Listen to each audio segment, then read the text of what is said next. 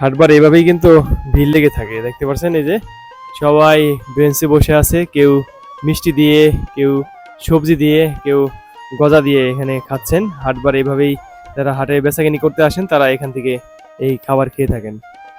এই যে পাতিলে পানি রাখা আছে দেখতে পাচ্ছেন, একটা মগের মাথায় এভাবে লাঠি বাঁধা আছে, এটা দিয়ে কিন্তু পানি নেওয়া হয়। দারুণ সিস্টেম, হ্যাঁ।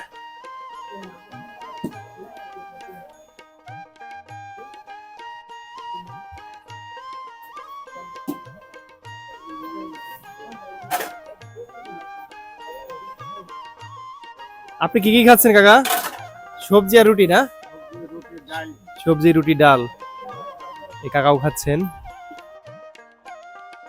অনেক দূরত্ব থেকে লোক আসে, এখানে গার্ডেন থেকে লোক আসে, টাঙ্গাইল থেকে লোক আসে, আপনার সাগরদিঘি, কিশোরগঞ্জ, ফুলবাইরা, ভালুকা। কোনটা বেশি চলে আপনাদের? ওখানে সবথেকে চলে ভালো। মিষ্টি, গজা আর রুটি না? হ্যাঁ, জিলাপি সবগুলো ভালো।